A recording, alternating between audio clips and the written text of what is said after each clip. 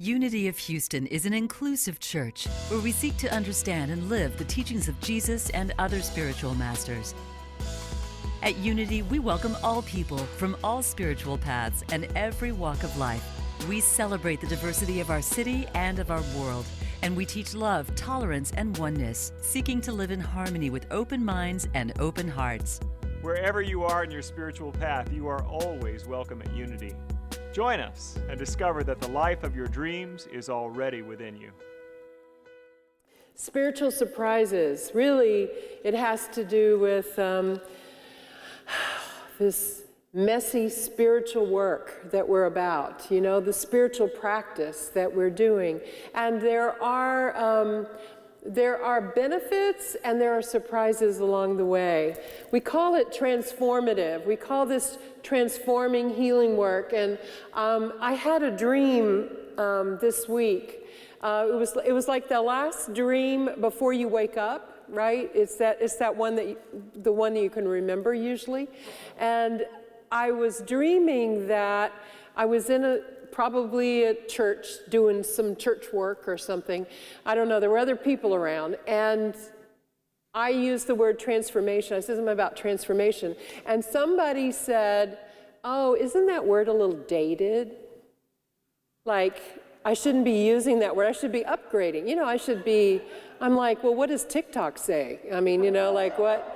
Should I be looking somewhere else? I mean, I thought transformation, I mean, it's Latin. I mean, that's like basic. And so I was like, change, or, you know, I was really trying to, you know, get hip. You know, I was trying to update.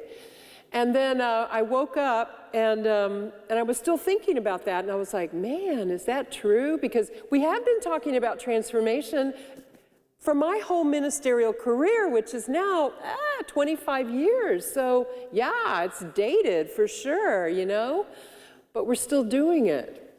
And then I saw that Reverend Michael's talking about the path of transformation, so I'm like vindicated because he doesn't do anything that's old. So,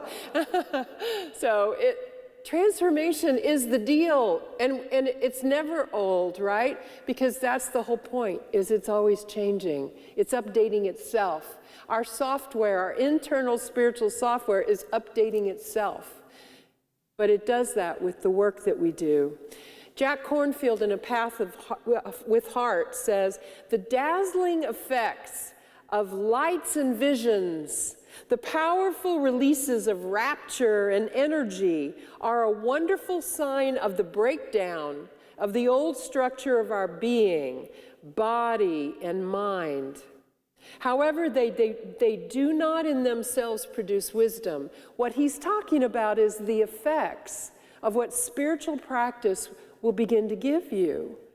That vision, that insight, that sometimes the light. I've heard so many people go into meditation, they see a purple light, or they always see a turquoise light, or they see a white pearl, or a golden light, or they see, you know, a rainbow, or you know, they see images, they hear music, they feel tingles or chills, they feel movement, they just can't sit still, they just feel their body just being like something else has control over them in a way.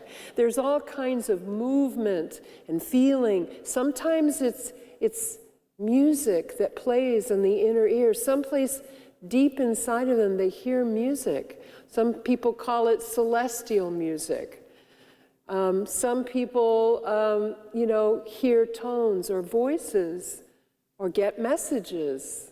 They get a voice that will speak from the inside, or they hear it externally. They go about their lives and suddenly they're so aware of smell and taste. Things taste amazing. Just what I don't need, right? Just more things to shove in my mouth.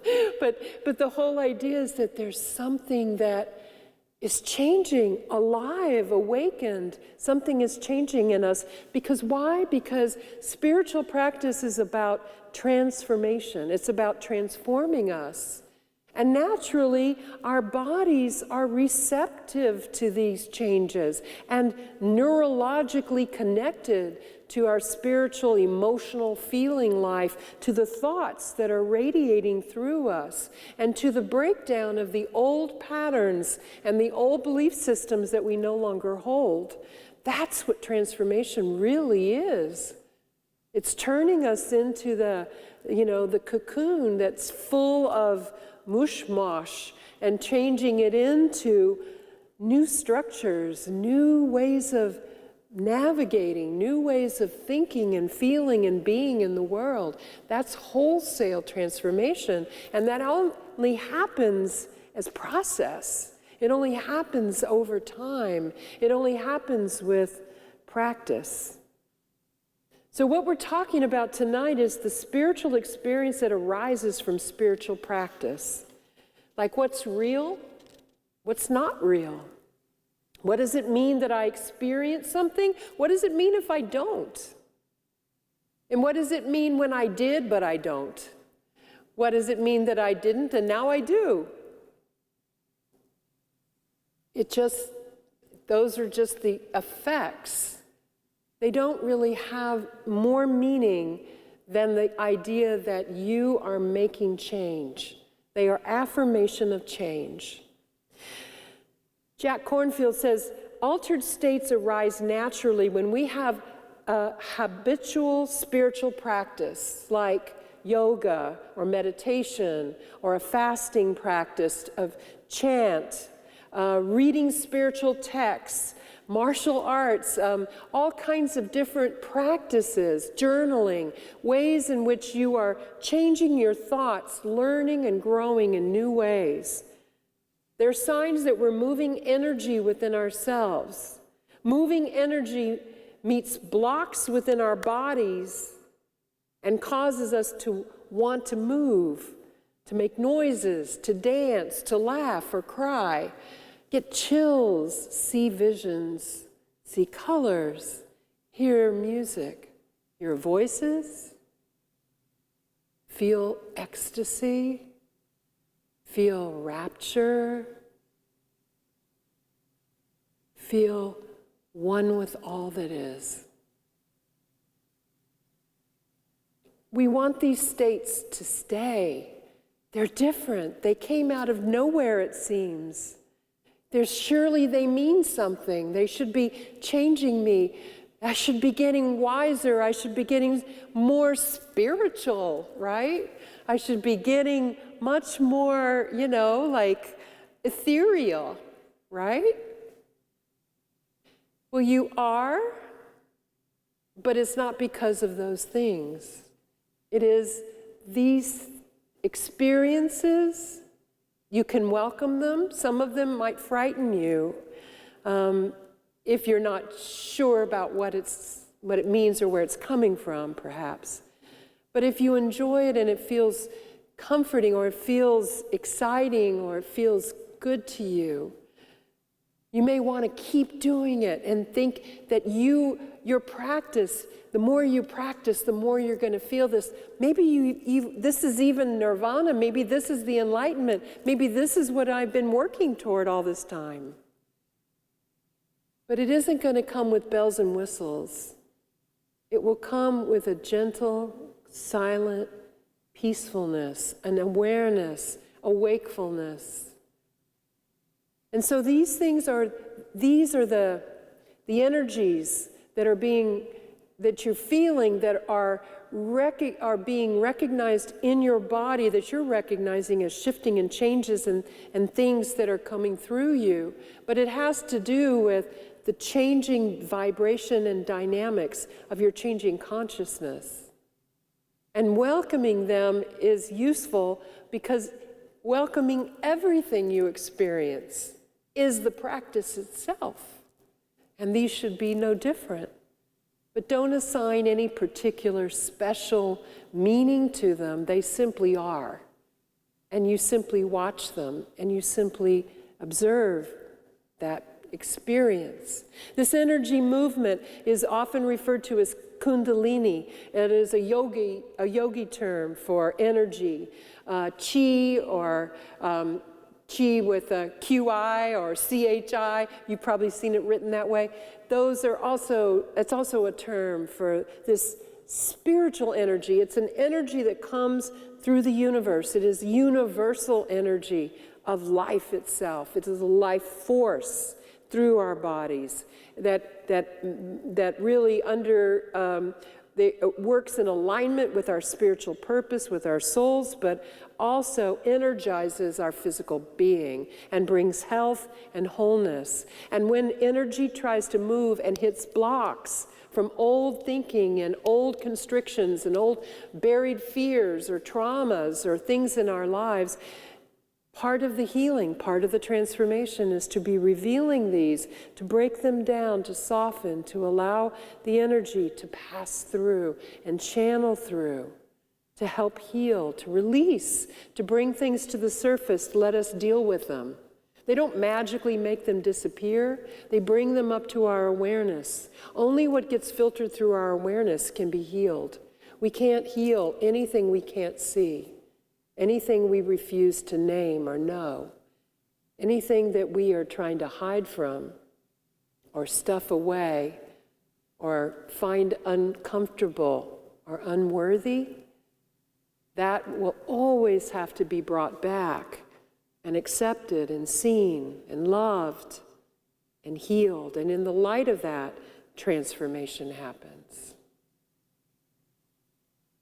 In Western culture, we have not historically been good at supporting spiritual experiences of altered states that we get in spiritual practice.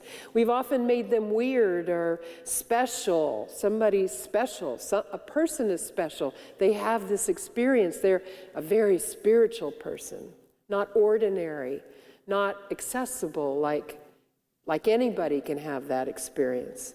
Or we think worse. We think they're crazy. They're losing their mind. They're hearing voices. Something's wrong with them. Or it's idealized as a desirable state to achieve, and now I have to live there. And if I don't live there, I've fallen out of my practice. My practice is not good if I'm not always in some realized state of nirvana. Every spiritual path has benefits and pitfalls and that teach us what the Buddha calls the middle way. Because there are extremes. There are the beautiful spiritual experiences, but there are also the very challenging, difficult ones. Because after we've had enlightenment or a beautiful experience, what? Boom, the dark night of the soul. Stuff gets dredged up, and now it's in our lives, and now it's just one awful, experience of the past coming up, of memories, of ways I thought I had handled this. I went to therapy for that. I don't know why this is showing up again, It's showing up again because there's just simply more of it. Not because you didn't do a job there. You did it there for the consciousness you were operating at. Now you're operating at a consciousness that is higher and wants more. It has to get through this level of block. It has to see this for what it is and take ownership and dissolve it away. The work is ever unfolding, ever opening. Every spiritual path has its benefits and pitfalls, so we look at how it is that we can do the middle way. The key is always detachment from either ecstasy or from pain and fear. Detachment meaning we have it, we allow it, we see it. We experience it, but we don't identify with it. We don't let it become us. We don't let it mean more than it means, more than it is. It's simply an experience.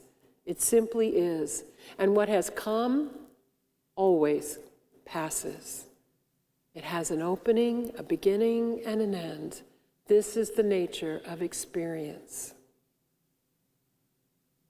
The myth is that the transcendent experiences, those ecstasies, those highs, those chills, those visions, those colors, the dancing, the music, the ecstatic feeling, the rapture, whatever, however it shows up, that somehow those experiences are the transformation, that they will transform us. So we're driven to have as many of those as possible, and we try to repeat it over and over. But it's just another form of hunger and attachment to controlling our experiences rather than the practice of letting go and letting life happen and observing it. That's the practice. We always have to return to the practice, even in this experience. Acceptance and awareness yields wisdom, not lights and visions, not levitation. And let me know when you do that, because I want to be there. I want to see it. You can tell that doesn't happen to me. I don't even get the lights. I'm just chopped liver. I just get, I might get a nice, smooth, wonderful, peaceful feeling. But I get wisdom in some other ways. And the thing of it is that however you're calibrated, whatever it is you're needing, your path is so different than anyone else's, as is mine, as is yours, as each of us. We have our own journeys because we have our own histories. We have our own purpose. We have our own futures. We have our own ways of being. And that's the glory, that's the beauty of every human flower opening and letting each petal happen as it does. And your ability to accept and to let go and to love the process and to trust it, that becomes the stability that leads you to the transformative life, the life that continues to evolve, continues to transform. So, if these experiences are not the thing, but you are still struggling with them, if you're having some fear about some things, maybe some of them are very difficult, challenging for you. There can be some fears or some old anxieties or some old memories. Lots of things can arise that get opened up because you are now at a level in your life of being surrounded and supported that you're capable of dealing with them. You may not be ready, but you are capable of dealing with them. Your psyche allows them to now bubble up to your conscious mind. This is the time to get help, to get perhaps a therapist or some other spiritual teacher that can work with you and help you parse through the spiritual phenomenon that you're experiencing, something that they have experienced themselves. It needs to be someone who doesn't just talk a good game, but someone who's actually been there themselves. Because it's only when we have been there that we can turn around and walk somebody through the darkness back to the light and back to their true nature. So all of these different kinds of experiences, the rapture, the chills. I was raised Catholic, and when I was 12, I went through confirmation practice, and I was not told anything about any spiritual experiences. And so I attended Mass really regularly, but I had already been in training and teaching and preparation for this confirmation. This is, it's a coming of age in a way ceremony in the Catholic Church, and it's the bishop that comes and anoints you with your forehead with oil, and it's a huge ceremony. It is a very big deal. It has to do with you being able to answer certain catechism questions properly, and so you're studying up and trying, if the bishop asks you a question, don't embarrass your teachers by not knowing, and oh boy, it was super big deal. But I also knew that the 7 gifts of the Holy Spirit were going to be given to me because that's what I was taught. That's what I believed. And I believed everything that I was taught in the Catholic Church. I was super Catholic. I was a super Catholic. But I was really ready for this. And so when I received the anointing and the words were spoken to me, and whatever response I gave, I returned to my seat and I knelt down, and I felt like a warm light on the top of my head, and it came down and it went down my spine, all the way down my spine. And it's like in my mind's eye, my whole spine lit up. I could see it all lit up inside. And I just stayed very still and observed it and noticed it. And it stayed with me for a while, it stayed with me for a few days. I felt like this had worked, I'd been injected with 7 holy gifts, and I was a true believer for a lot longer because of that. But I didn't tell anybody because I thought it would be sort of like bragging that I had gotten something or something. I didn't know. I didn't know how to talk about it. I didn't know what to say, and above all, I didn't want anybody to tell me that I didn't experience that, because that was entirely possible. I'd already been told that I didn't have a calling as a priest because I was female. So I didn't want any more disappointments. So I just let that be my secret. And you know what? I don't think I've ever told anybody else except you guys. Right here. Yeah, I'm coming out. I got anointed by the Holy Spirit. I got the 7 gifts. That's right.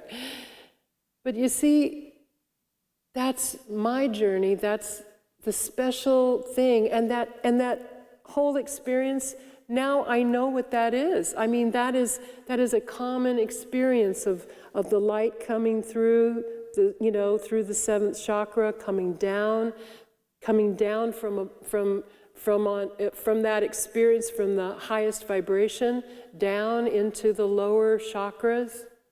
I was actually anointed in a powerful way. And I handled it the best way I knew how. But you see, when energy moves in our bodies, if we don't know to be expecting it, we don't really know how to deal with it. And as I said, we don't have a lot of models for that, unless we've practiced Eastern traditions, because they're all through in Buddhism, in yoga, in Hinduism, in mystical Judaism even, and in Christian mysticism as well. If we read the Christian texts of the saints, they also experienced it. And I did read the stories of the saints, and especially the female saints who would stay in meditation for 10 hours, 12 hours. They would be motionless in prayer at the foot of the crucifix, at the foot of at the altar, and they would stay there until they fainted or until they levitated at times, whatever. But they would be in rapture, their faces shining light, and they would just be motionless. And then they would try to go to sleep and would have a hard time coming out of that higher vibration. But in the darkness, they believed the devil had entered their room and was throwing them all around the room against the wall and twisting their arm and twisting their leg. And of course, as a child reading that, I was terrified because I didn't really want to think the devil could just come in through walls at night, especially to the most spiritual people. That was really terrifying to me because I aspired to be a good spiritual person. But what I know now is that is often the effects of the Kundalini energy that reaches against, because we're not prepared, because we don't know how to just let it be there and to allow it to move through us, to notice it and to be with it, because that's what you do with it. You just notice it. You don't react to it. You don't, because if she felt like something was holding her, she would be trying to break away from it. She was trying to get, something's got a hold of her. It's dark and she can't tell. How terrifying. When instead it could have just been releasing the energy to do the healing that it was there to do, to start moving through the body.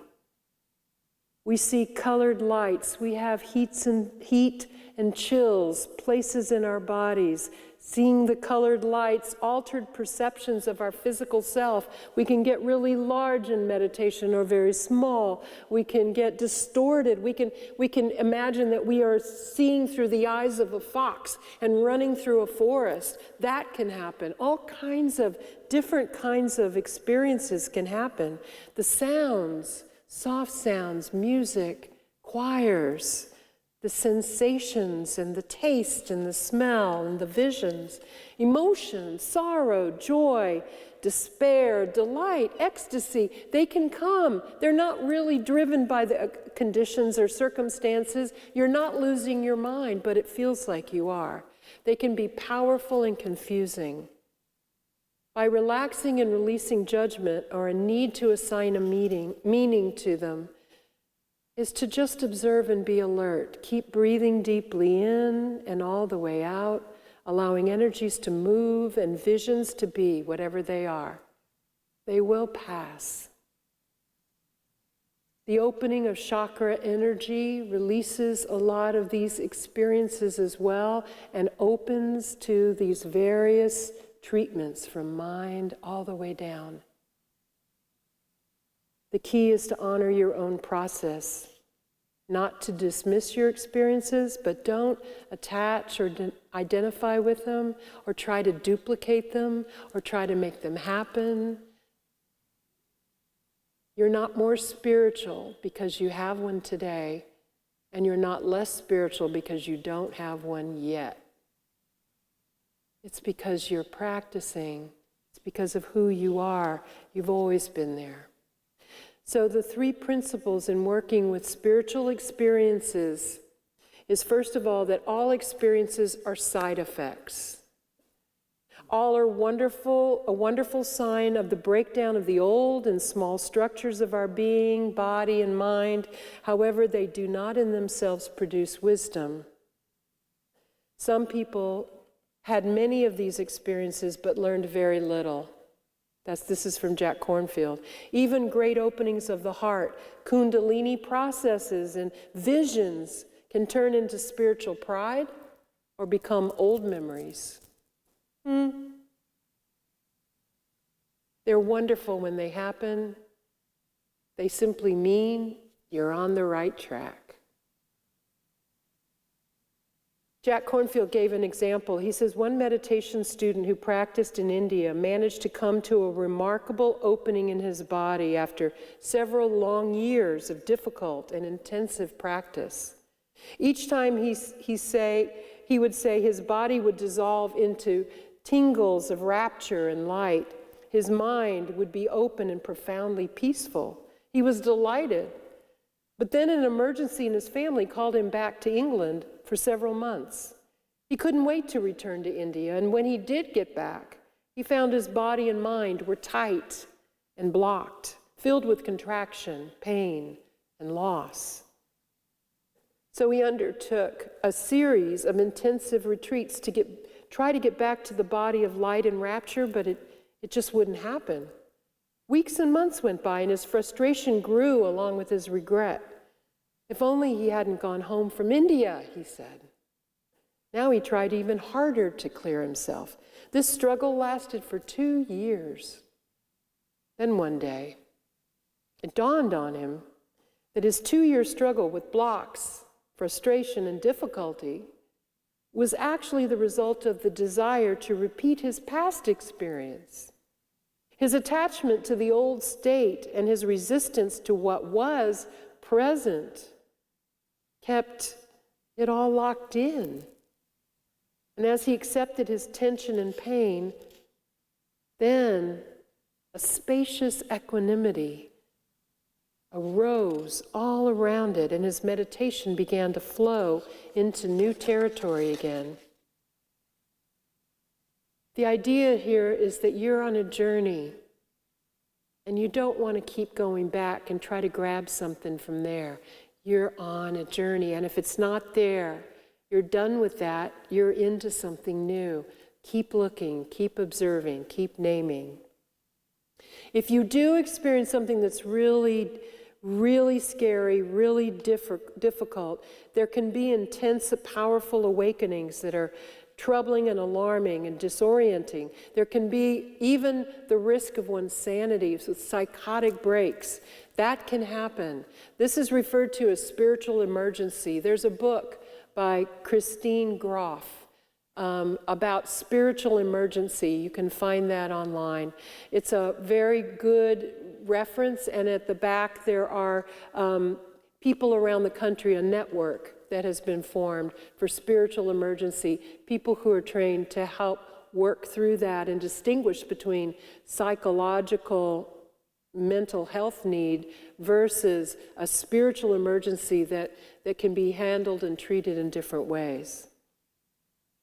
So you can, when you feel that things are going faster and deeper and more powerfully than you're ready, stop meditating or stop your spiritual practice that you've been doing. And other intense forms of spiritual practice.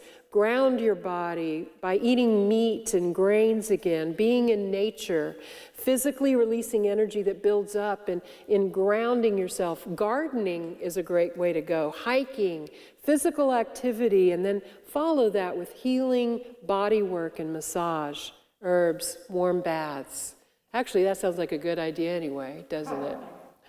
It's especially important to find a guide, once again, someone who has touched their own madness, perhaps, grief and loss of boundaries, who can gradually and fearlessly direct you back to the ground of your own true nature. So the first one is accept it as just, the first thing is to accept it just as effect and recognize that's what it is. Second thing is, if it's overwhelming, apply a break, stop for a bit, and take a break until you're grounded again. And the third is to be aware of the dance itself. Allow yourself to name it, to watch it, just like we did with naming the demons. Now you name the experience. Rapture, rapture, chills, chills, music, music, color, lights. Breathing, breathing, right? You just watch yourself. You just be with it. It doesn't mean anything more. It doesn't mean anything less. Your process is your life. Cornfield says, a path with heart brings us to experience the phenomenal world in all of its infinite richness. To see, hear, smell, taste, touch, and think, and to find freedom and greatness of heart in the center of it all. Remember how you got here, by letting go and breathing and being aware. It's always been the point of the practice, is the practice. Namaste. Thank you for watching this message today. I'd like to invite you to join us in person here on campus at Unity of Houston for Sunday morning or Wednesday evening services. If you can't be with us here on our campus, you can still join us live on Facebook or on our website, unityhouston.org, Sunday mornings at 11 a.m. Central.